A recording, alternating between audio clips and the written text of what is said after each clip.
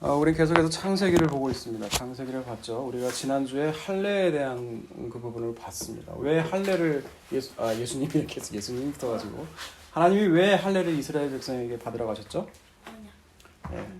네, 언약, 다시 언약. 네, 왜냐하면 이스마엘을 하나님께서 하나님과 야곱이 아니죠. 자꾸 말이 꼬이죠. 하나님과 아브라함이 언약을 맺었잖아요. 그렇죠? 근데 언약을 맺고 나서 그 다음 장에 어떤 일이 벌어졌죠? 10년이 지나도 아이가 안 생기는 거예요. 그러니까 사라의 꾀임에 넘어가서 아브라함 역시 어떻게 생각을 해요? 자기 하가를 통해서 이스마엘을 낳게 되죠. 근데 그것은 분명히 하나님 뜻이 아니었어요. 하나님 그 재물을 쪼갠 사이로 건너간다는 것은 내가 쪼개지는 한이 있어도, 내가 죽는 한이 있어도 이 언약은 반드시 내가 이루어 갈 거라는 거예요. 근데 그것을 하나님이 일방적으로 아브라함에게 베푸신 언약이라는 거예요. 그 쪼갠 언약 사이로 그 아브라함이 지나갔습니까? 안 지나갔죠. 예, 아브라함에게는 행해야 될 의무는 없는 거예요. 하나님께서 일방적으로 하시는 의무만 있을 뿐이에요. 근데 그 약속은 일반적인 언약이고 하나님의 은혜의 언약이라는 거예요. 그런데 이스마엘을 낳게 돼요. 아브라함이 자기의 열심으로, 자기의 노력으로. 근데 하나님의 언약은 인간의 노력과 인간의 애씀이 필요하지 않아요. 하나님이 일방적으로 끌고 가시는 언약이 하나님의 언약이라는 거예요. 그것이 하나님의 구원의 방법이라는 거예요. 그걸 아브라함을 통해서 우리에게 지금 보여주고 계시는 거예요. 그래서 하나님은 이제 아브라함에게 또 다시 그림 언어로 얘기해주고 있는 거예요. 할례를 행하라는 거죠. 이 할례의 뜻은 뭐라고 했어요? 베어내다, 잘라내다는 뜻이 있다고 했잖아요. 그렇죠? 지난주에 했지만 또 새롭죠? 들으니까. 네. 잘라내다 베어내다는 건데 이게 두 가지 뜻이 있어요. 하나는 뭐냐면 베어낸다는 것은 죽는다는 거예요. 네, 너는 죽는다는 거예요. 그게 무엇이냐? 마치 예수님께서 그리스도의 십자가에서 죽으셔서 그 죽음을 우리에게 전가를 시키잖아요. 그 십자가에 우리를 못 박으라고 초청하시잖아요. 그 믿는 자마다. 전가를 시킨단 말이에요. 이걸 전에 보여주는 그림이 바로 할례라는 거예요. 네. 그 전가를 시킨다는 거죠. 그리고 두 번째는 뭐예요? 사람의 혈통을 잘라내고 하나님의 자녀의 혈통을 아브라함을 통해서 만들어내시겠다는 새 창조의 이야기가 시작됐다는 얘기예요. 이게 할례의 깊은 뜻이에요. 깊은 뜻. 그래서 할례를 받고 나서 18장과 19장을 보면 어떤 일이 벌어져요? 아브라함이 멋지게 변모되는 거예요. 하나님이 소돔과 고모라 땅을 심판하시겠다고 하니까 아브라함이 중보자로 하나님 그 땅을 불쌍히 여겨달라고 의인을 구해달라고 의인이 남아있지 않겠습니까? 하고 하나님께 기도하는 멋진 신앙의 모습을 보여줘요. 예, 너무 멋지지 않아요? 근데 20장에 넘어오게 되면 어떤 일이 벌어져요? 오늘 읽었지만 아내를 또 팔아먹게 돼요. 아내를 또 아비멜렉이죠. 그러랑 아비멜렉에게 또 뺏기고 마는 그런 사건이 일어나게 된다는 거예요. 사실 바치는 거예요. 거의 바치는 거. 네. 뺏긴다는 개념보다는 자기가 바쳐요. 자기 손으로. 근데 이것이 처음 있는 일이 아니었다는 거예요. 그렇죠? 처음에 언제 있었어요? 아브라함이 그 갈대아 우르에서 떠나라고 했고 너를 큰 복이 되게 복이 되게 하시겠다고 약속하시고 나서 첫 번째로 기근이 들어서 애굽에 내려가니까 바로 왕이 그 여인을 보고 마음에 들어가지고 그때도 누이라고 했잖아요. 그래서 그때 또 뺏겼죠. 그때도 바쳤어요. 예. 근데 그때는 왜 그랬어요? 그때의 경험을 통해서 보면 하나님이 어떤 분이신지 알게 하기 쉬기 위해서 아브라함에게 또 그 놀라운 일을 행하시잖아요. 바로 왕에게서 두려움을 주심으로 말미암아 사라를 찾아오잖아요. 그러면 이번에 똑같은 실수를 두 번째 하면 어떻게 되는 거예요? 예? 같은 실수를 두 번 반복하게 되면 이건 실수가 아니에요. 명백한 고의지. 예. 그런 아브라함을 보면서 이런 아브라함을 보면서 우리는 어떤 생각이 들까요? 어떤 생각이 들어요? 지금 당장 드는 생각은 어떻게 하나님의 언약과 하나님의 은혜를 아는데 어떻게 저럴 수가 있나라는 생각도 들 거예요. 근데 여러분 그게 누구의 모습이에요? 내 모습이에요. 내 모습 똑같아요. 네. 오늘 그걸 통해서 우리가 하나님이 어떤 말씀을 주시는지 그 말씀을 같이 나누기를 원합니다. 자, 아까도 말씀드렸지만 이 이 창세기 20장이요 특징이 있어요. 아까 할례를 받고 나서 18, 19장에서 멋지게 변모되는 그 아브라함의 모습을 봤잖아요. 그리고 20장이 넘어가면 21장에 누가 나와요? 드디어 약속의 자녀 이삭이 나와요. 근데 이삭의 자녀가 나오기 전 하필이면 20장에 이 기사를 실은 이유가 뭘까 이 말이에요. 왜 그럴까라는 거죠. 아까도 말씀드렸어요. 사실 18, 19장을 보면은 아브라함 자신은 썩 괜찮은 사람이라고 생각했을지도 몰라요. 그런 모습이라고 생각할지 모르는데 하필 이 사건을 하나님께서 드러내심으로 말미암아 아브라함 너는 어떤 인간인지 하나님이 여실히 보여주는 사건이라고 생각을 해요. 저는 개인적으로. 근데 하나님께서요 그 아브라함의 그 어리석은 행동, 그 자기 살려고 하는 그 행동을요 그렇게 하셨지만 하나님께서 어떻게 대응하세요? 아브라함을 책망하지 않고 그 잘못도 없는 그 그랄 왕 아비멜렉에게 꿈에 나타나가지고 아비멜렉을 혼내요. 너 지금 안 돌려주면 너 죽을 줄 알아? 그것만 끝나는 게 아니에요. 또 뭐라고 해요? 20장 한번 볼까요? 20장 3절 읽습니다. 그 밤에 하나님이 아비멜렉에게 현몽하시고 그에게 이르시되 내가 데려간 이 여인으로 말미암아 내가 죽으리니 그는 남편이 있는 여자임이라. 너 죽는다는 거예요. 그리고 또 뭐라고 하세요? 7절 보세요. 7절 이제 그 사람의 아내를 돌려보내라. 그는 선지자라. 그가 너를 위하여 기도하리니 내가 살려니와 내가 돌려보내지 아니하면 너와 내게 속한 자가 반드시 죽을 줄 알지니라. 네, 넌 반드시 죽고 너 아브라함이 기도 안 하면 니네 가족 다 죽여버릴 거야. 이렇게 얘기하신 거예요. 하나님. 여러분 이렇게 보면 어때요? 아무리 아브라함이요 하나님과 맺은 언약을 방해하고 행동을 취하더라도 하나님이 여전히 자기 언약에 신실하신 분이세요. 지키시는 분이라는 거예요. 여기에 인간이 도움되는 거라고 하나도 한 거 없어요. 네. 그래서 창세기 20장은요 18, 19장을 통해서 자신이 꽤 괜찮은 사람인 줄은 알았던 아브라함의 실체가 바로 드러난 사건이 바로 창세기 20장이라는 거예요. 여러분 고린도전서를 한번 보세요. 고린도전서 1장을 볼까요? 고린도전서 1장 26절에서 31절까지의 말씀이 있습니다. 형제들아 너희를 부르심을 보라. 육체를 따라 지혜로운 자가 많지 아니하며 능한 자가 많지 아니하며 문물 좋은 자가 많지 아니하도다.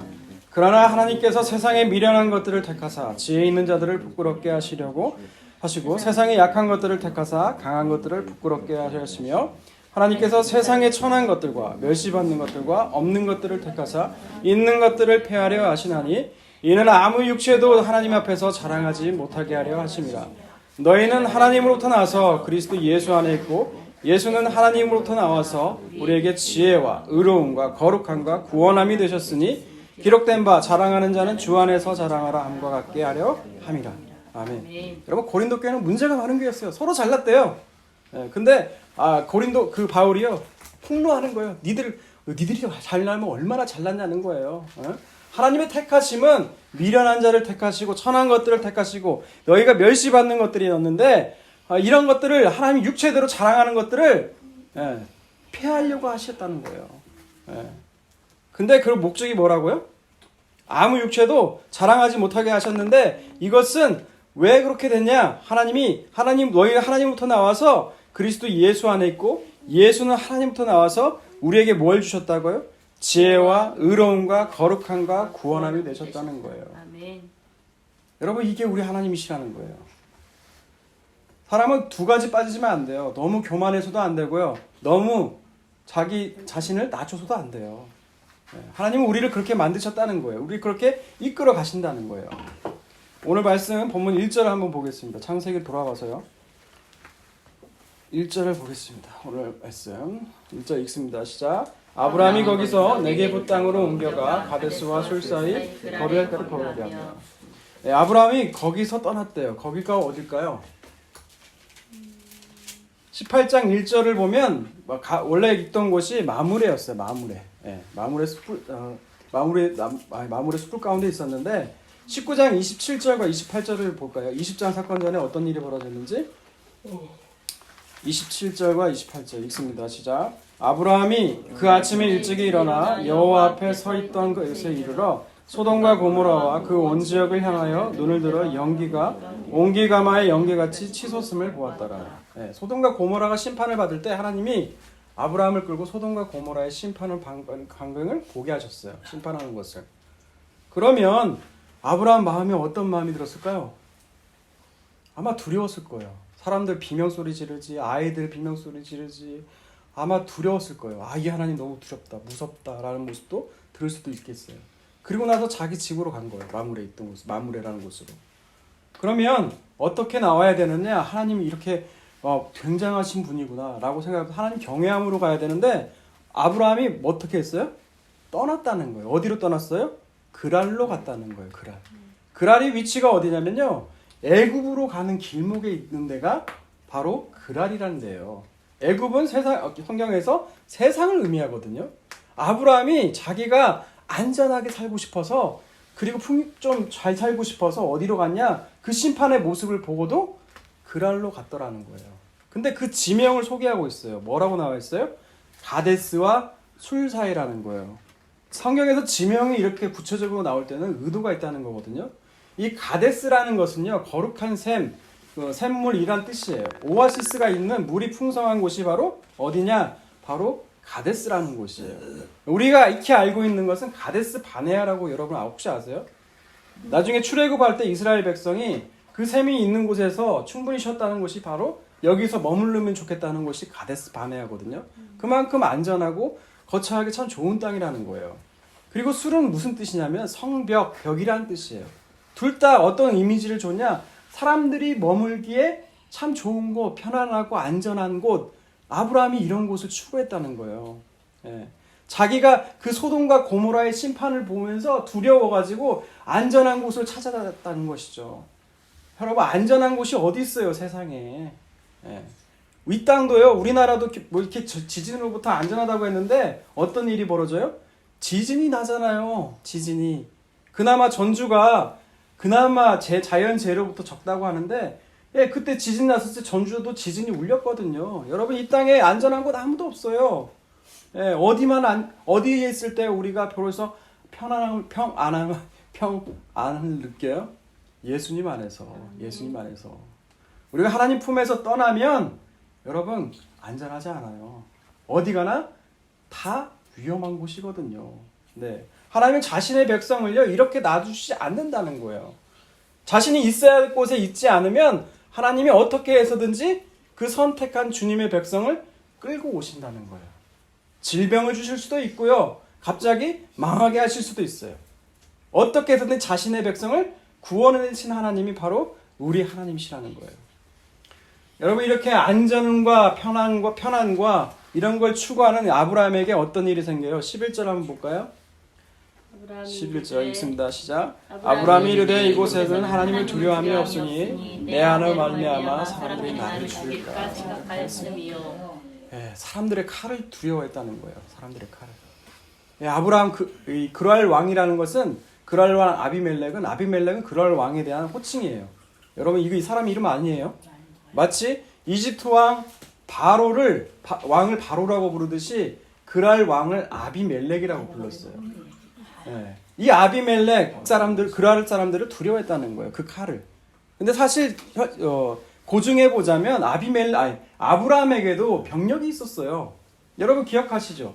318명의 병사로 4명의 연합한 왕을 무찔러 갈 때 가병 318명을 데리고 가요. 그러면 그만큼 본진에는 그보다 더한 숫자가 수천의 병사가 있었다는 것이에요. 그리고 그랄이라는 것이 뭐 큰 지역도 아니었어요. 그렇게 얼마든지 아브라함도 맞서서 싸울 수 있는 충분한 힘이 있었다는 거예요. 그럼에도 불구하고 아브라함은 이 안전한 곳, 편안한 곳 추구하다가 그 사람들의 두려움에 빠져서 자기 아내 사라를 바치게 되는 그러한 좀 부끄러운 일이 또 벌어지게 된 거예요. 그런데요, 그 아비멜렉이 사라를 데리고 갔다고 했잖아요. 근데 그 당시에 풍습이 어떤 게 있었냐면 정략결혼이라는 게 있었대요. 이 정략결혼이라는 것이 뭐예요? 정략결혼이라는 것이 서로 사돈 맺고 너도 좋고 나도 좋고 서로 잘 살자는 거잖아요. 정략결혼이라는 게. 근데 아브라함도 여기에 동의한 거라는 거예요, 여러분. 네. 아브라함도 여기에 동의했다는 거예요. 사실 그 생각에. 그러니까 신앙이 있는 믿음의 조상이라고 불리는 이 사람에게도 그 연약함이 있었다는 거예요. 근데 놀라운 것은 하나님은 그런 아브라함을 다시금 아브라함을 책망하지 않고 오히려 잘못이 없는 아비멜렉을 협박하고 책망을 한다는 것이죠. 여러분 이것이 선하신 하나님이시라는 거예요. 선하신 하나님. 여러분 이게 선하다고 생각되세요? 하나님이 이상하게 불공평하다고 생각되지 않으세요? 여러분 이런 생각이 드셨다는 건 여전히 인간의 도덕과 윤리와 가치관을 갖고 계시다는 증거예요. 여러분 성경은 인간의 도덕과 윤리와 가치관을 보게 되면 이해가 되지 않아요. 예. 가나안을 정복하러 가는데 그 땅을 정복하러 가는데 거기에 있는 젖먹이며 배불른 그 임산부며 할 것 없이 노인이며 할 것 없이 다 죽이라고 하거든요. 여러분 이게 이해가 돼요? 인간의 도덕 윤리로 보면 너무 잔인한 거 아니야? 예, 이렇게 생각하실 수 있어요. 그런데 성경은 그렇게 대답하지 않아요. 성경은 그렇게 말하고 있지 않아요. 여러분 시편 보세요. 시편 135편 볼게요. 시편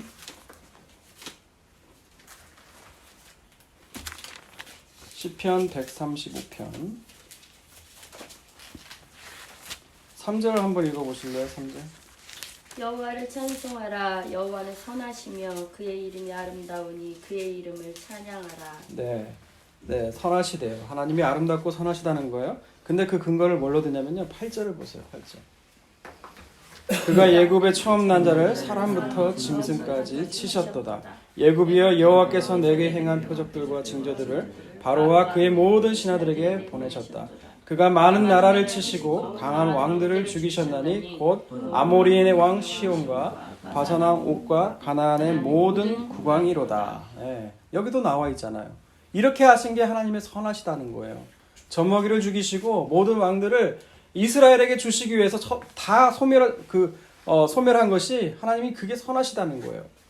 그런데 왜 이렇게 하세요? 12절 한번 읽어볼까요? 12절. 그들의 땅을 기업으로 주시되 자기 백성 이스라엘에게 기업으로 주셨도다. 네. 자기 백성에게 가나안 땅은 원래 누구 땅이에요? 가나안 원주민 땅이죠. 그런데 이스라엘 백성, 자기의 선택한 하나님의 백성에게 주시기 위해서 했던 모든 일들을 뭐라고 그래요? 선하시다라고 얘기한다는 거예요. 선하시다. 우리는 선하다 그러면 착하고 순수하고 윤리도덕적으로 깨끗한 사람을 착하다, 선이라고 알지만 성경에서 선하다는 것은 하나님이 그 목적을 갖고 계시고 그 계획의 뜻을 이루심에 있어서 어떤 수단과 방법을 쓰더라도 그 뜻이 이루어지고 계획이 이루어지는 걸 선하다라고 한다는 거예요. 여러분 하나님이 선하다는 말을 최초로 쓴 게 어디예요? 보시기에 좋았더라는 구절 아시죠? 네, 그게 창세기예요. 하나님의 뜻하신 그 창조의 계획과 목적이 이루어진 거 볼 때 하나님께서는 보시기에 좋았더라는 거예요. 그게 하나님의 좋았더라, 하나님의 선하심이라는 거예요. 여러분 이사야서 말씀 한번 더 볼게요. 이사야서 40장을 볼게요. 40장. 이사야서 40장.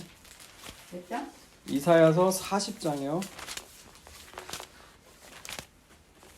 여러분 안 더우세요? 저는 계속 덥네요. 이사야서 40장 15절 보세요. 15절. 이사야서 40장 15절에서 17절까지 말씀 볼게요. 보라, 그에게는 열방이 통에 한 방울 물 같고 저울의 작은 티끌 같으며 섬들은 떠오르는 먼지 같으리니 레바논은 땔감에도 부족하겠고 그 짐승들은 번제에도 부족할 것이라. 그의 앞에는 모든 열방이 아무것도 아니라 그는 그들을 없는 것 같이 빈 것 같이 여기시느니라. 하나님이 왜 이렇게 하시냐? 하나님 믿지 않는, 하나님 택하지 않은 다른 세상 백성들은요, 하나님 티끌로 보신다는 거예요. 땔감으로 보신다는 거예요. 네. 열방의 통 한 방울 물과 같고 작은 티끌 같고 땔감이고 아무것도 아니라는 거예요. 네, 세상 사람도 하나님 그렇게 보신다는 거예요. 그러면 우리 하나님의 백성 성도들은요, 아모스서 볼게요. 아모스서 3장 2절을 주열이가 한번 읽어보세요. 아모스서 3장 2절. 3장 2절을 한번 읽어보세요.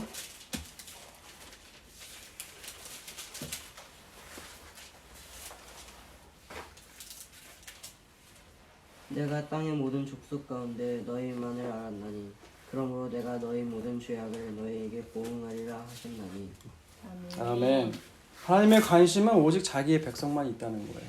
하나님의 백성을 귀하다고 보신다는 거예요. 아멘. 여러분 뭐 비행기를 타고 먼 하늘에서 여기 땅을 보면 사람으로 보여요? 뭔 점으로 보여요? 점밖에 안 보이죠. 예. 근데요 그 점 하나를 위해서 만약에 여러분의 아들을 시키면 살려준다고 하면 여러분 같으면 살려주겠어요? 그 점같이 보이는 그 점점점들을 위해서? 여러분 우리 하나님이 그렇게 행하셨다는 거예요. 그 점과 같이 티끌과 같이 보이지도 않는 그 먼지를 위해서 자기 아들을 희생시키셨다는 거예요. 창세전부터 계획하신 하나님의 뜻을 위해서. 예, 그렇게 하나님이 이루어 가셨다는 거예요. 여러분 민수기 23장 한번 볼까요? 민수기 23장 23장이요. 23장 21절을 한번 읽어볼게요. 민수기 23장 21절. 야곱의 허물을 보지 아니하시며 이스라엘의 반역을 보지 아니하시는도다. 여호와 그들의 하나님 그들과 함께 계시니 왕을 부르는 소리가 그 중에 있도다. 아멘. 하나님은 또 자신의 백성 야곱은 이스라엘이잖아요. 예, 오늘날로 말하면 교회죠. 하나님의 성도들이죠. 그들의 허물, 죄를 보시지 않는다는 거예요. 왜? 죄 사하심의 은혜가 그 안에 있으니까. 내 아들 예수 그리스도가 그 안에 있으니까. 아멘. 그 십자가에서 예수님이 뭐라고 말씀하셨어요? 끝에 다 이루었다. 아멘. 다 이루었다는 안에는 내 과거와 현재와 앞으로의 미래의 모든 죄를 하나님께서 다 아들의 피로 싹 용서하셨다는 거예요. 여러분 전율 넘치지 않아요? 정말 놀랍지 않습니까? 네, 아버지 그 아들의 피 때문에 그 아들 예수님 때문에 우리의 과거, 현재, 미래 모두 다 용서하셨다는 거예요. 아멘. 그러니까 왜 나는 이 모양 이 꼬라지로 사냐 낙심하지 말라는 거예요.